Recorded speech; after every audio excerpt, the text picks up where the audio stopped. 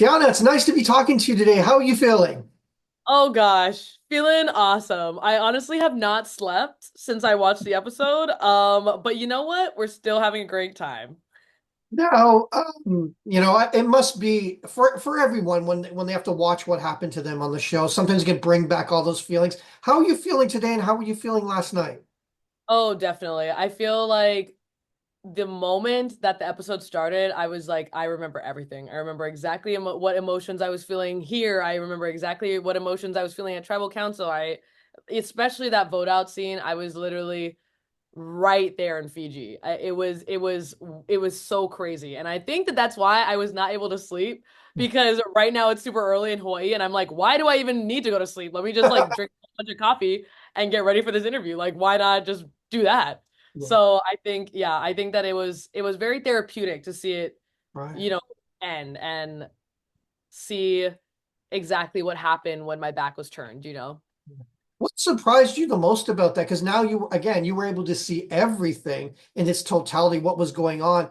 Because the plan, as far as you knew it, going to tribal council was getting Gabe out of there.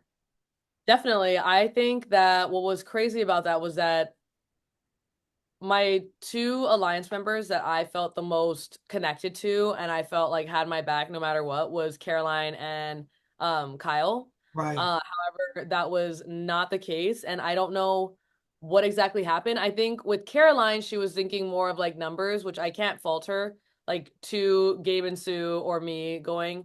Kyle, I don't know what happened. Maybe he just didn't want to ruffle any feathers of the Tugu tribe going back. I don't know, and putting somebody else's name down. But it was kind of unfortunate with Caroline because that same episode before we went to tribal council, she kind of like broke down to me and was a little bit vulnerable, and she was like, Tiana, you would never write my name down, right? Like you would never do that to me. Like I would never do that to you. And like she was kind of getting very emotional. And so I was there for her and I was like, hey, no, I got you. We're gonna be in this together. Like I would never write your name down. You would never write my name down. And then so it kind of felt a little below the belt too, because why would you cry to me? Why don't you cry to your actual alliance members? Like, why are you crying to me about it? Because I technically have no power in that. Like, if I really am so out of it. Who did you, I guess Carolyn is the one, but who did you feel most betrayed by looking back? Definitely Kyle and Caroline. I Right. think that both of them I had a really good like rapport with, and I think that we really collaborated well in terms of an actual alliance rather than just following someone, Right. like kind of how we were seeing with Gabe and Sue, and how he was just she just kept kind of like relaying information back to the head honcho, and he was kind of dictating what was going on and like dictating his little birds, I guess. Yeah. Technically, Gabe, when I really think about it, Gabe had not had to play the game since TK got voted out. Like they were so locked in that there was nothing that I could really do. So, I think I was the most betrayed from Kyle and Caroline for sure. Now, obviously, we saw, the way it was edited is that your main priority, main concern was Gabe. What began all of that in your mind that I got to get this out? Was there any moment, was there something that happened that triggered that in you? I'm not gonna lie, it was probably the first time he went off and he was like doing his own thing with idol searching when we Right. first got in Tuku, yeah, in that Tuku tribe. Like he was doing Tarzan things, awesome. We all knew what he was doing. We all knew he was going to go find an idol. And so I'm like, in any other case scenario, everyone's red flag should be on this guy because Right. it was a big risk. Like he went out by himself and he was trying to find an idol, and we all knew that. But for some unknown reason, and I still don't know this to this day, is like because he roped in Caroline and Sue so early, it was almost like he was immune to, like he could do whatever he wanted and they weren't going to question anything. They were just going to go along with whatever he said. And I was like, in no other Survivor season have I ever seen this, like where red flags are not popping off. Like it's just like, oh, he can do. Gabe has a free pass, but so I don't know. I'm not sure what was going on there. But that was like the first time that I had a red flag go up with Gabe. Now, going back, I mean, obviously, we saw that you threw out Gabe's name to the others, and then you had to come back, and there was that whole apology. How, I mean, I don't, I have a feeling that apology wasn't very sincere in the first place. And bring us back there and tell us exactly what happened.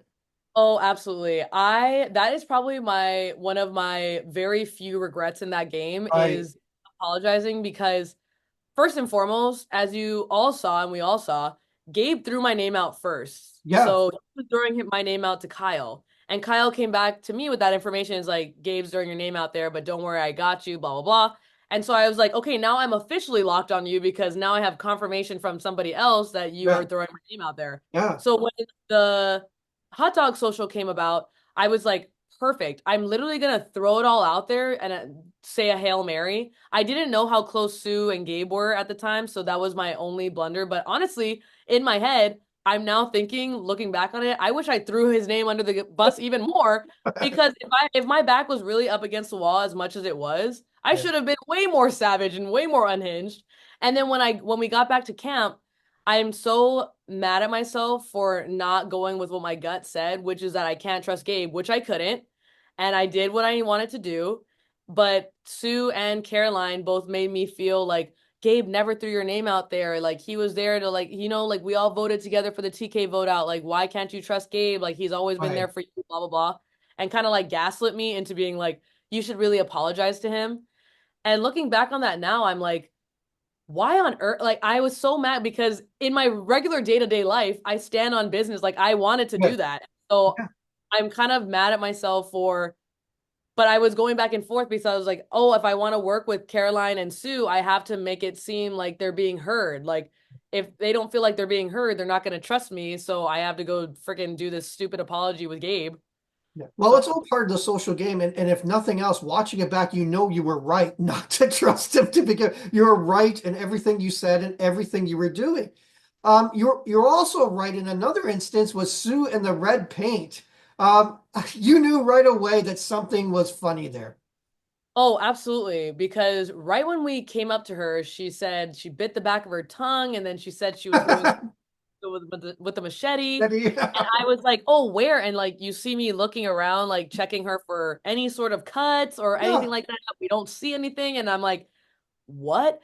But so we didn't press her, or at least for me, I didn't start pressing her with questions at all because leading up to that no one saw is that Sue was having like a couple breakdowns throughout like the days. Like she would like tear up, cry, she'd have to be by herself a little bit, like right, have like and she was sick in the shelter a little bit. Like her actions were not giving me threat at all. She was just right. like kind of like it seemed like she was having a really hard time and struggling. And I don't know if that was her gameplay, like to cry, or I don't know what was going on. So when we found her, I was like, okay, I'm not going to press you on this because it seems like you're unhinged already. And that's why when I was walking away with Caroline, I was like, she's kind of scaring me a little bit, which is true. Yeah, She was like doing weird stuff. So yeah. yeah, just weird.